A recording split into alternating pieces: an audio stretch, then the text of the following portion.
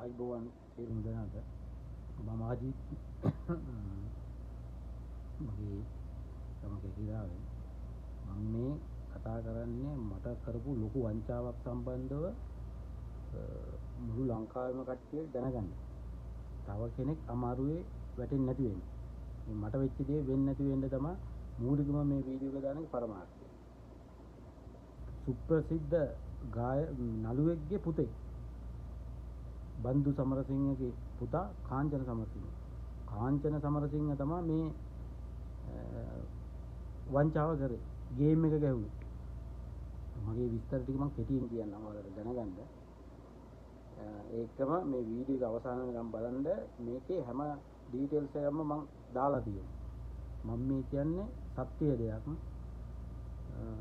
අපි සාමාන්‍ය මිනිස්සු ලංකාවේ මේ වගේ නිර්ධන පන්තියේ මිනිස්සු අපි පෙන්වන්න ඕන ලංකාවේ. මෙයාලගේ කෝඩ් ගලවන්න ඕන. ඒක තමයි විශේෂම මේ වීඩියෝ එක දාන්නේ. කෙටියෙන්ම මම පැහැදිලි කරන්නම් මේ මට වෙච්ච සිද්ධාන්තය.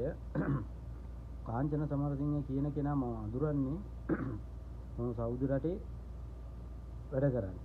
එතකොට මගේ නෝනා ගන්න තමයි මම වැඩ කරන තැනට නෝනා ගන්න තමයි මගේ කපිල්ගේ පුතා මෙහින් ඔෆිස් එකක් බැලුවා. වීසා ගහලා ගෙන්න ගන්න මගේ නෝනාව.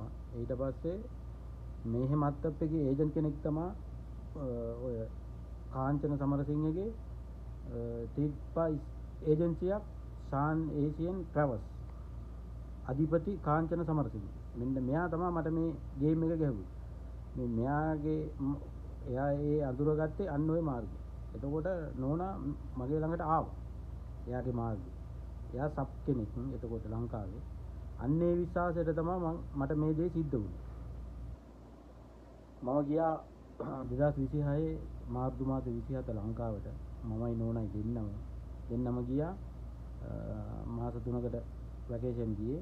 ඊට පස්සේ මම ලංකාවට ගියාට පස්සේ මම ටිකට් දාන්න ගියා ලංකාවට ගියේ. අපි දෙන්නට ආපහු එන්න.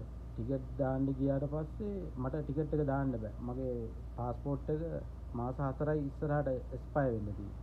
ඒක ටිකට් දාන්න බෑ.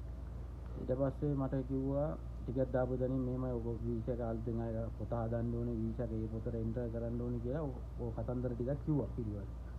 ඊට පස්සේ මට මතක් වුණා කවුද ගන්න පුළුවන්. මගේ නෝනා ගත්ත තැන හොඳයිනේ කියලා මම කෝල් ගත්තා. අරගෙන ඉවරලා මම ගියා කාංචන. මෙහෙම දෙයක් තියෙනවා මෙහෙම දෙයක්. හරි අජිත් බය වෙන්න එපා. මම ඒජන්ට් කෙනෙක්. මම ඔක්කොම සබ්ජෙක්ට් එක සම්බන්ධව දන්නවා.